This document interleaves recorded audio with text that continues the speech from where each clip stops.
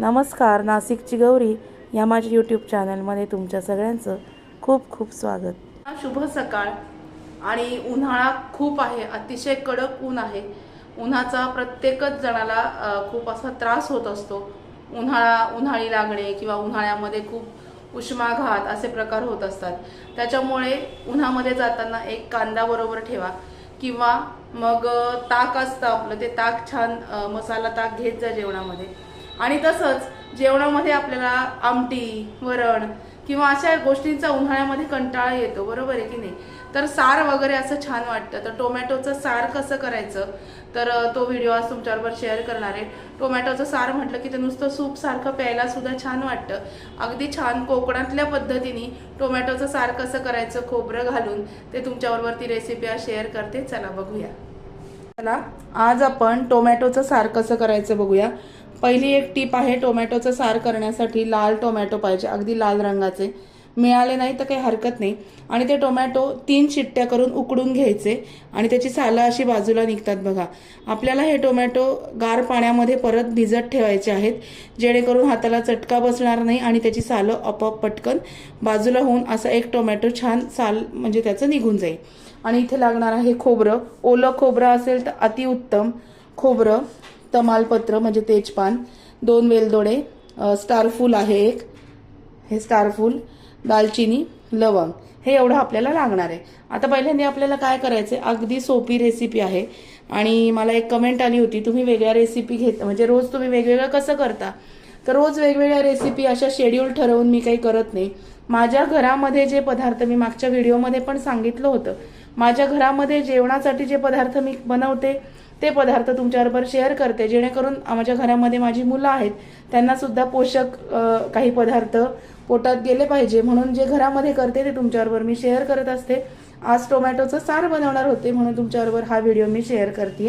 हे छान टोमॅटो 3 शिट्ट्या करून उकडून घेतलेले आहेत। नंतर गार पाण्यात भिजत टाकायचे म्हणजे त्याचा चटका बसत नाही, साल पटकन बाजूला निघतं। आता हे सगळं आपल्याला मिक्सरमध्ये काय काय काढायचं ते तुम्हाला दाखवते। हे बघा, मिक्सरमध्ये साल काढलेले टोमॅटो, हे बघा, हे साल जे आहे ना, हे टोमॅटोचं साल पटकन मोकळं होतं गार पाण्यात टाकल्यानंतर। गरम टमाटे एकदम मिक्सरमध्ये टाकायचे नाहीत, काय होतं वाफ त्याची दडली जाते आणि ती झाकण पटकन उडायची शक्यता असते, चटका बसतो आणि ते सगळं गरम याचं आपल्या अंगावर उडतं, आजूबाजूचं मिक्सरचं भांडं खराब होतं, मिक्सर खराब होतं, भिंत खराब होते। त्याच्यामुळे टोमॅटो छान गार पाण्यामध्ये कोंबट असे म्हणजे पटकन आपल्याला याच्यात टाकता येतात आणि मिक्सरमध्ये पण चटका बसत नाही आपल्या हाताला। हे बघा, आता हे जे टोमॅटो आहेत हे छान याच्यामध्ये टाकते। मिक्सरमधून आपल्याला काढून घ्यायचे।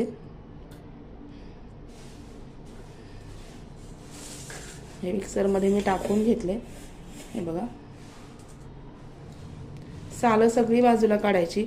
आणि गरम टोमॅटो जेव्हा आपण गार पाण्यामध्ये टाकतो ना, तेव्हा त्याची सालं बरोबर आपसूक बाजूला निघून जातात, काही आपल्या हाताला चटका वगैरे बसत नाही। हे बघा, हे टोमॅटो मी मिक्सरमध्ये टाकून घेतलेले आहेत। आता याच्याबरोबर हे खोबरं जे आहे, हे खोबरं आपल्याला याच्याबरोबर दळून घ्यायचंय। खोबरं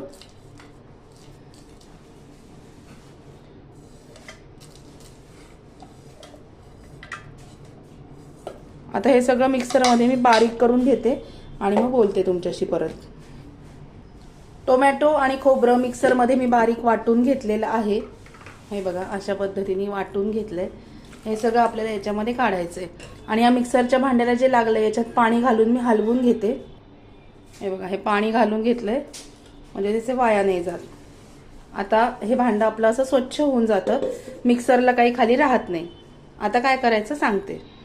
आपण टोमॅटोचं सार करून घेतलेलं आहे मिक्सरमध्ये, हे मी बारीक गॅसवरती ठेवलेलं आहे। साराची कन्सिस्टन्सी खूप जास्त घट्ट पण नाही आणि खूप पातळही नाही, हे जरा जास्त घट्ट वाटतंय। थोडंसं पाणी मी याच्यामध्ये घालून घेते।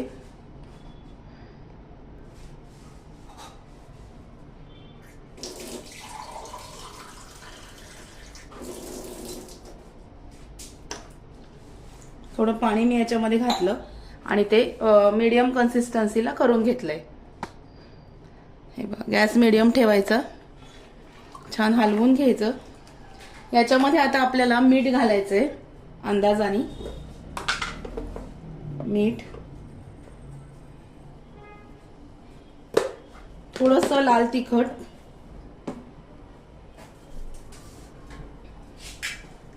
घालणार आहे.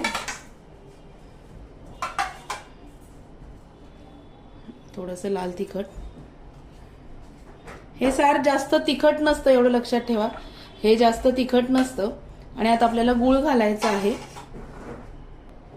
टोमॅटो पूर्ण लाल रंगाचे जर पिकलेले असतील तर ते गोडसर असतात. थोडेसे पिवळट लाल टोमॅटो जे असतात ते टोमॅटो थोडेसे आंबट असतात. म्हणून आणि मला नेमके आज तसेच मिळाले. हा गूळ टाकणार आहे मी. गूळ याला मस्ट आहे, गूळ लागतोच याला. आणि हे छान उकळून घ्यायचं. हे असं सार छान असं उकळायला लागलं की फोडणी कशी करायची ते तुम्हाला दाखवते. आधी हे सार छान उकळून घेऊया आणि मग याची फोडणी कशी करायची ते बघूया. या साराला फोडणी मात्र एक टीप लक्षात ठेवा, टोमॅटो लाल बुंद पाहिजे, म्हणजे साराचा रंग अगदी लाल छान येतो. पिवळट लाल टोमॅटो असेल तर अशा फिक्या रंगावर आबोली रंगाचं सार होतं. आणि साराला फोडणी देताना तुपाचीच फोडणी लागते, चांगल्या तुपाची. तेलाची फोडणी नाही चांगली लागत. तर जेव्हा तुम्ही हे सार कराल तेव्हा तुपाचीच फोडणी घालायची, एवढं मात्र लक्षात असू द्या. आता हे छान सार उकळून घेते आणि मग बोलते तुमच्याशी परत. एका ठिकाणी सार उकळत ठेवलं दुसऱ्या मधल्या शेगडीवर आणि इकडे आता फोडणी करून घेऊया. साधारणतः 2 चांगले चमचे गावठी तुपाचे घेतलेले आहेत. 2 चमचे गावठी तूप घेतलंय, चांगलं आपलं साजूक तूप. आणि फोडणीला मोहरी घालायची नाही, जिरे घालायचे, एवढं मात्र नक्की लक्षात ठेवा. एक टोमॅटो लाल पाहिजे. दुसरं म्हणजे या साराला गूळ लागतोच. आणि ओलं खोबरं असेल तर उत्तम, साधं खोबरं सुद्धा चालतं. आणि फोडणी करताना फक्त जिरेच लागतात, मोहरी घालायची नाही, एवढं मात्र लक्षात असू दे.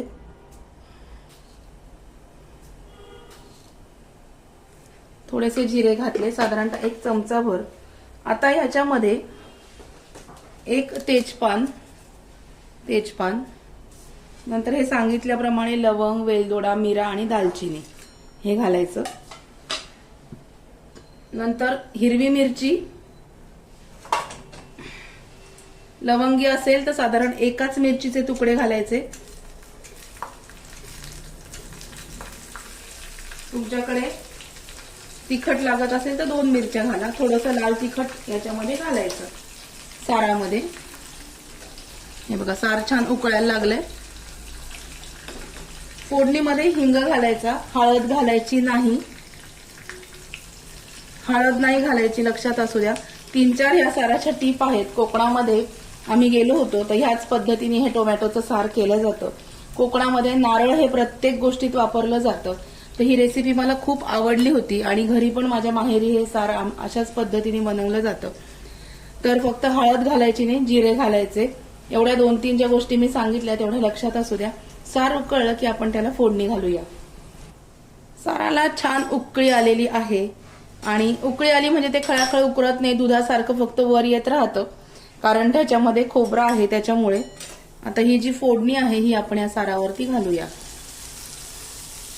फोडणी घातल्यानंतर ह्या कढल्याला बरंच तूप राहतं, त्याच्यात 1 पळी सार घालायचं, हलवायचं, परत त्याच्यात टाकायचं, म्हणजे काही वाया जात नाही. आता छान सार आपलं तयार आहे. राहिली फक्त कोथिंबीर. आणि आपल्याकडे प्रत्येक गोष्टीत कोथिंबीर तर ही लागतेच, त्याच्यामुळे साराला पण कोथिंबीर घालायची.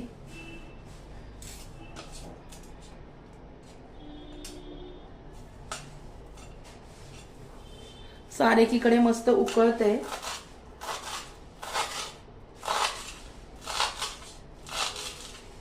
हिरवीगार अशी कोथिंबीर मी याच्यामध्ये टाकते. हे बघा.